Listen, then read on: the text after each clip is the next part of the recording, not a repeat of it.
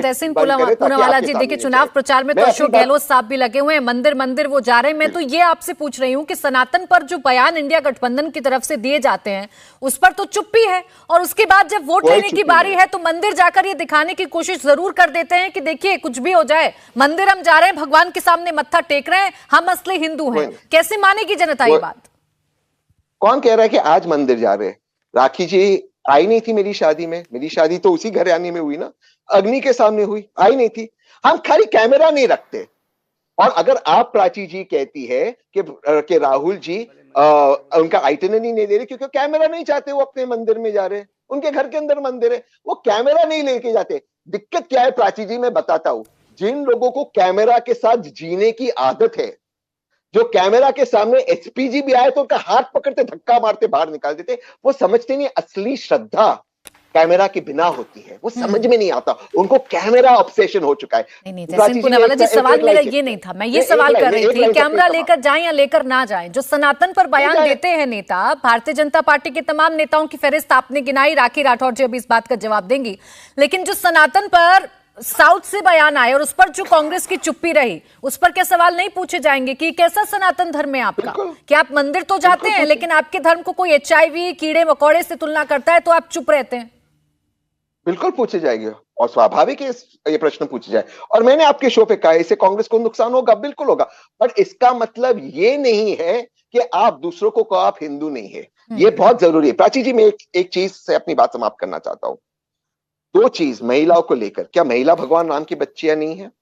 राजस्थान के अंदर women reservation bill को लेकर रैली हुई, सभी पुरुष ने बोला, वहां पे मुख्यमंत्री बैठी थी, एक्स मुख्यमंत्री वसुंधरा जी, उनको अलाउ नहीं किया बात करने का, उनको बोला कि नहीं नहीं आप नहीं बोलोगे। ठीक है, बहुत छोटा सा जवाब राखी जी इस पर दीजिएगा, फिर उसके बाद में एक लास्ट लाइन, बहुत जल्दी से एक लास्ट लाइन जरा थोड़ा सा राखी जी, आप वो हमारे रेसलर महिला के बारे में भी बोल दीजिए ना। दिल्ली पुलिस कहते हैं हर मौके पर उनका शोषण हुआ। भगवान राम के बच्चे ने, आपके भी ऐसे तमाम नेता हैं जो हिंदू देवी देवताओं का अपमान कर चुके हैं, जो ऐसे बयान दे चुके हैं जिससे पता चलता है कि ये अपमानित करने वाले शब्द हैं, लेकिन उसके बावजूद भी आपका ही सनातन धर्म क्यों सच्चा है? सिर्फ शब्द नहीं, उनके कर्म ऐसे है।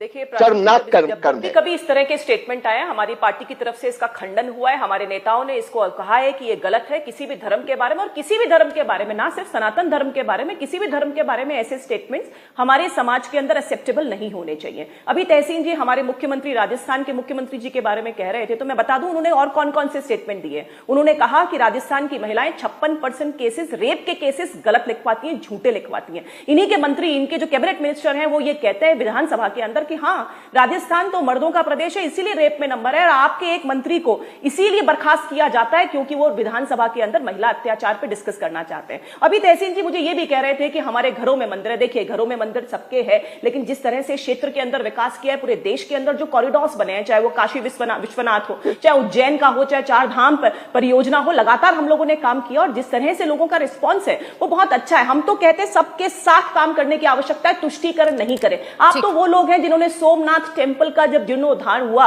उसमें भी हमारे राष्ट्रपति को जाने के लिए रोका गया था। इस पार्टी के विचार, मैं तहसीन जी आपके पास लौटूंगी, राखी जी आपको बीच में रोक रही हूं, मैं आदिल हसन साहब को जरा चर्चा में इंक्लूड कर लूं क्योंकि तुष्टीकरण शब्द का आपने इस्तेमाल किया। ठीक है, ये तुष्टीकरण शब्द का इस्तेमाल सबसे ज्यादा आदिल हसन साहब आपकी पार्टी के नेता की तरफ से चर्चा में लाया जाता है, इसका इस्तेमाल किया जाता है। लेकिन अगर इधर सनातन पर पॉलिटिक्स हो रही है तो आप भी तो सर चश्मा लगाकर घूमते हैं, जहां आपको मुस्लिम शब्द नजर आता है आप भी चले जाते हैं सियासी रोटी सेकने के लिए या उस पर राजनीति करने के लिए। आप कैसे अलग हो गए?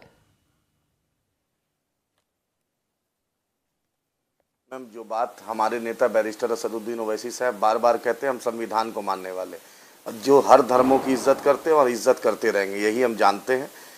पहले भी हमने बोला है कि कोई भी किसी धर्म को, आप चाहे शेखावत जी हो, चाहे स्टालिन साहब हो, चाहे जो भी है, सबको सम्मान करना चाहिए। और बीजेपी के जो शेखावत जी राजस्थान में जो चमड़ी छीनने की बात कर रहे थे, सुप्रीम कोर्ट देश में है, हाई कोर्ट देश में, अदालतें हैं, कोर्ट है, पुलिस स्टेशन, आप जाइए, मामला दर्ज कराइए। आप टीवी कैमरा के सामने जो इतना सूरवीर बने हुए हैं, उससे अच्छा जाइए ना पुलिस स्टेशन, जाइए ना सुप्रीम कोर्ट, हाई कोर्ट, वहां पर बात रखिए कि ऐसा क्यों हो रहा है।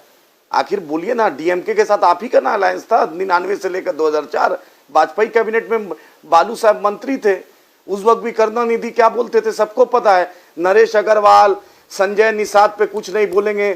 स्वामी प्रसाद मौर्य कल तक आपके चहेते थे, फिर आप उनको चहेते बना लीजिएगा। आपके बाप का जो बंगाल का दिलीप घोष क्या बोला पूरी दुनिया जानता है। आप अपना पाला बदलते हैं क्योंकि जरूरत जैसा रहता है सब सेट करते हैं। आप संविधान की बात कीजिए ना, आप किसी धर्म विशेष की क्यों बात कर रहे हैं? आप संविधान की कीजिए। अगर मुसलमानों के साथ नाइंसाफी होगी हम बोलेंगे, बजट कम होगा बोलेंगे, मोमा का स्कॉलरशिप कम होगा हम बोलेंगे, इसमें तो कोई गुनाह नहीं है मैडम। सच बोलना तो यही ना संविधान सिखाता है। MIM की यही खासियत है, सच बोलेंगे।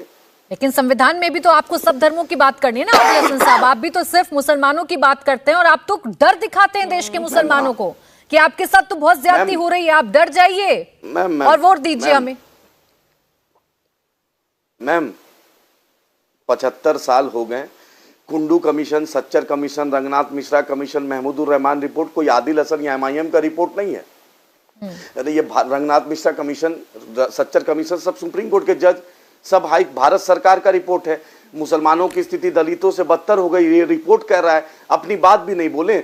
सन ऑफ मल्ला राजनीति कर सकते हैं, सन ऑफ कुशवाहा कर सकते हैं, सन ऑफ यादव कर सकते हैं, सन ऑफ कुर्मी कर रहे हैं, कोरी कर रहे हैं, तो क्या सन ऑफ मुसलमान नहीं करेगा? अपनी बात नहीं बोले। संविधान की दुहाई मत दीजिए ना, आप मानिए कि आप एक सेलेक्टिव धर्म के लिए राजनीति करते हैं और आप सेलेक्टिव धर्म के लिए राजनीति करेंगे, फिर आप क्यों कहते हैं कि आप आइए मेरे साथ चलिए, सबके साथ खड़े हैं। आप भी उन्हीं मुद्दों को उठाते हैं ना आदिल हसन जी, जिसमें आपको मुसलमान शब्द बोल्ड अक्षरों में लिखा हुआ नजर आता है।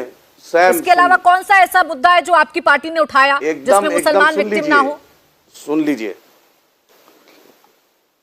अच्छे, आप कभी कैमरा लेके प्राची जी आइए और आके हैदराबाद दारुसलाम देखिए, चाहे माथे पे तिलक हो, सिर पे टोपी हो, पगड़ी हो, क्रॉस हो, सब धर्मों की इज्जत करते हैं। दारुसलाम 365 दिन खुला रहता है, इसीलिए आज तक 1984 से कामयाब है और 1951 से कोई नहीं हराया है। जाकर आप देख लीजिए, आकर देख लीजिए। साहब ने कोई ऐसा मुद्दा उठाया हो जिसमें पीड़ित हिंदू पक्ष हो और आपने कहा हो कि इसके साथ गलत हुआ है, हम इसकी लड़ाई लड़ेंगे, मुझे याद दिला दीजिए। अगर मेरी मेमोरी थोड़ी सी वीक हो रही है सर, अगर मुझे नहीं याद तो आप याद दिलाइए। सबसे हाँ बतला रहे हैं, हाँ सुन लीजिए। बोलिए। सबसे पहले रोहित मोमेला के यहाँ गए हम।